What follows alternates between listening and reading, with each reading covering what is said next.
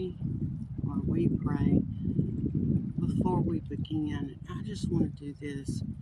I'm going to pray silently, and I want you to pray when you are watching this with me.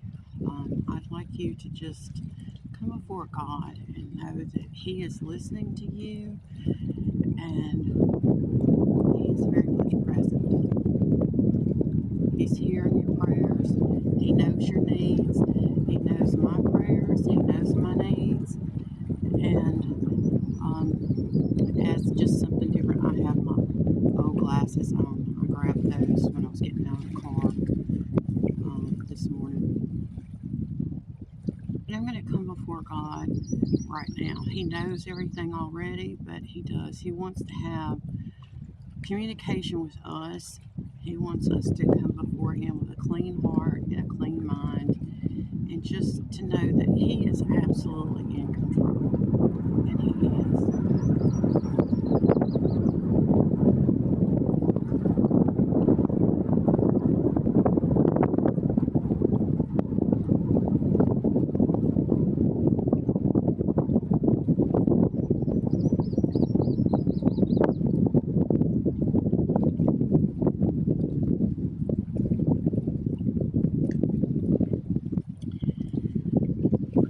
I brought my Bible out this morning, and I just felt led to read just a little bit. The wind is blowing. It is a little bit cool out here.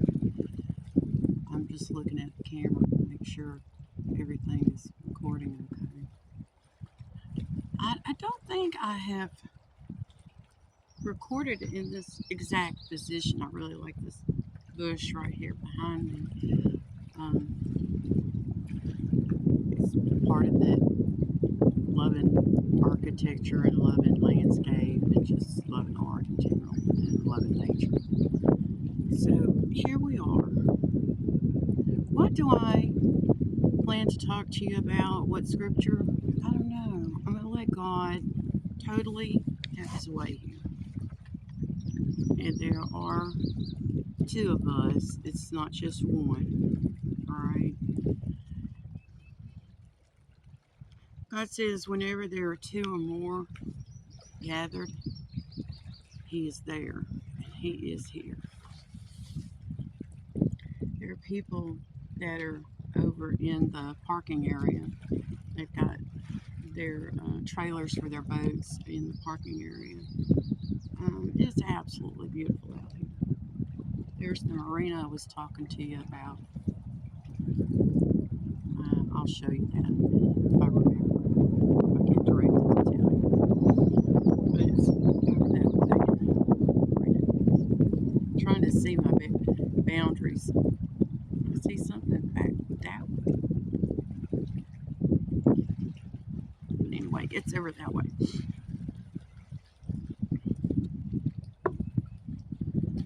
So let's see where God leads us.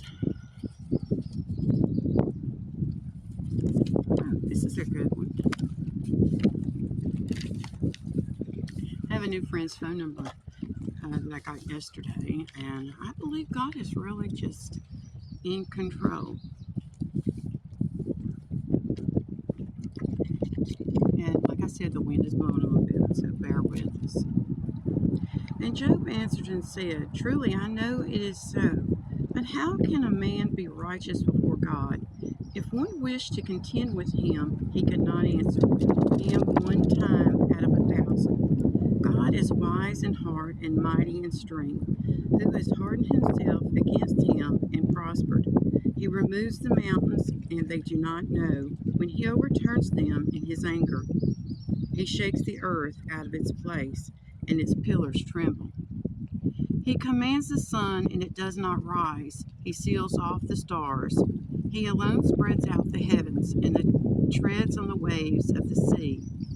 He made the Bear, Orion, and the Pleiades, and the chambers of the south. He does great things past finding out. Yes, wonders without number. If he goes by me, I do not see him. If he moves past, I do not perceive him. If he takes away, who can hinder him? Who can say to him, what are you doing? God will not withdraw his anger. The allies of the proud lie prostrate before him. How then can I answer him and choose my words to reason with him? For though I were righteous, I could not answer him. I would beg mercy of my judge. If I called and he answered me, I would not believe that he was listening to my voice. For he crushes me with a tempest and multiplies my wounds without cause. He will not allow me to catch my breath, but fills me with bitterness.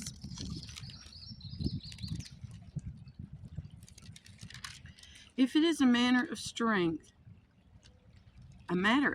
indeed he is strong, and if of justice, who will appoint my day in court? Though I were righteous, my own mouth would condemn me. Though I were blameless, it would prove me perverse. I am blameless, yet I do not know myself. I despise my life. It is all one thing, therefore I say, he destroys the blameless and the wicked. If the scourge slays suddenly, he laughs at the plight of the innocent. The earth is given into the hand of the wicked. He covers the faces of its judges. If it is not he, who else could it be? I'm going to stop right there. That's where I feel led to stop. And that is Job 9. And I stopped at 24. So it would be Job 9, 1 through 24. I was talking to you about getting a new friend's phone number yesterday. And I have it right here in my Bible. It's important for us to have friends. It's not only important for us to just have God in our life, but he wants us to have friends. He wants us to not be isolated. He wants us to know that, and I'm going to move over a little bit. I see the sun shifted a little. He wants us to know that we're not alone, that we need a physical presence of humans in our life. And even going to get something to drink this morning, God was there. God was there. I see things flying around, and some of it looks like little pieces of dandelion, the blooms, the blossoms, the seeds flying around. Some of it is, you know, critters in the air. I will just say I don't want to single any of them out.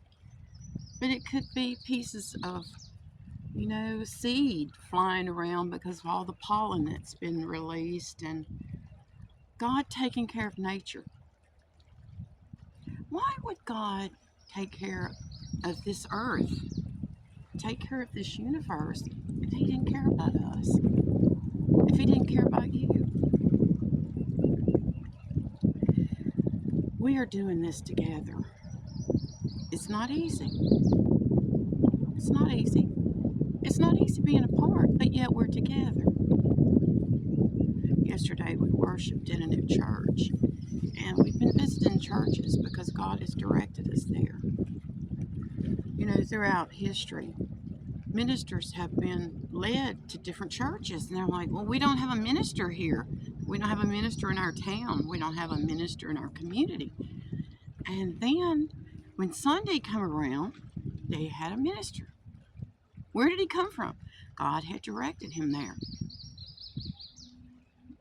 God had directed him there. Did I get directed to this concrete? I believe it's concrete. Yeah, it's concrete. Picnic table? I did. I prayed. I said, God, whatever I do today, whatever we do today, that it be all about you. And I do have a little bit of time today to spend, creating a little video for you of encouragement. There's some more of that stuff flying around. So if I look like I'm looking off, it is stuff flying around in the air. Guys, he's our protection. You say, you're not afraid to walk out in the woods by yourself? Well, I don't go anywhere by myself. I don't meander off. I have my phone with me. There are people around, they're boaters, and I don't know when they're coming and going. But I did tell you that we have a production crew, and we are part of the film industry. And this is our YouTube channel that we have dedicated to the Lord. That it would be something of encouragement. We got contacted. I'm trying to think exactly what year it was. I believe it was 2011. We got contacted at the church that I was a member of. And I'm still in contact with them. That they were having a problem with the suicide rate.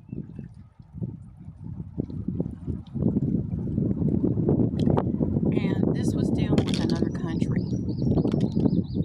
And we have missionaries, we have short-term missionaries, we have long-term missionaries that are all over the world. Isn't that beautiful? Do you hear the goose? I actually see him. Look there. There's another one flying in. I wish you could see him.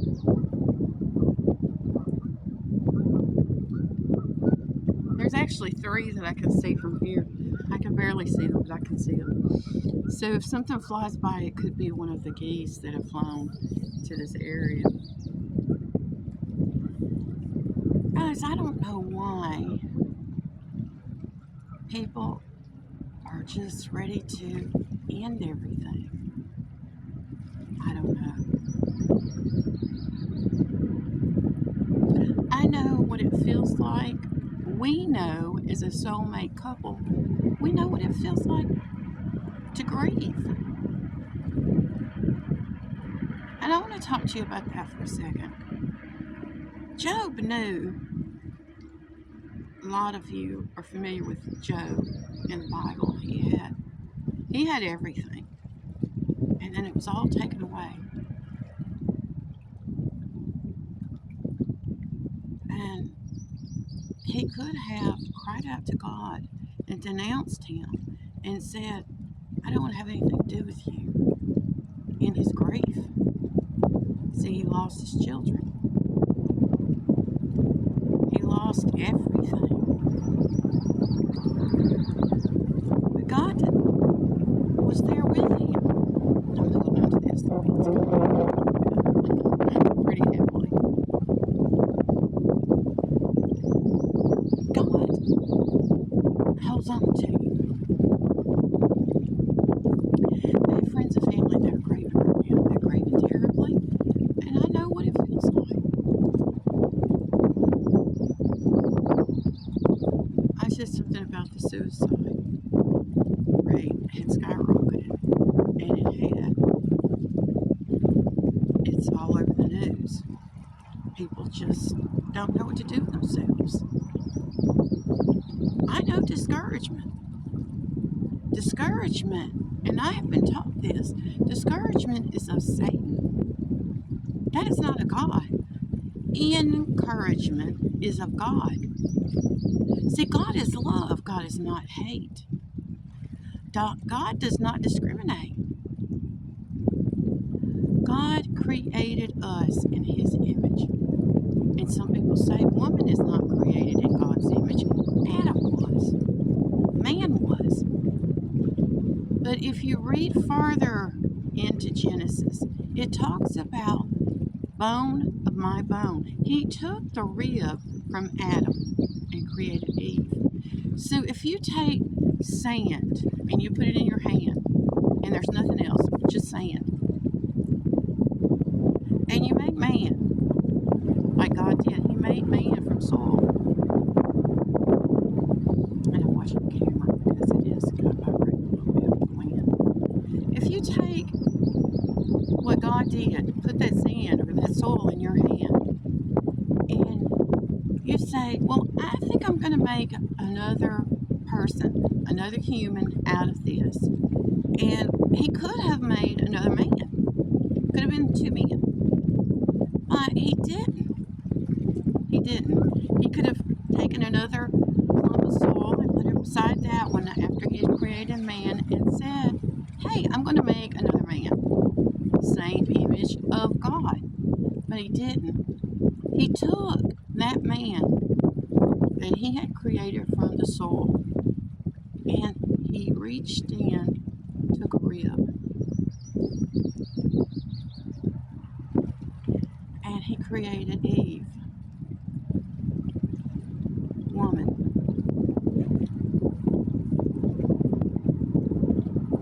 I don't know of there being any other kind of humans.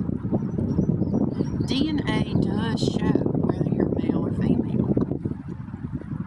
And as far as I know, you can't change your DNA.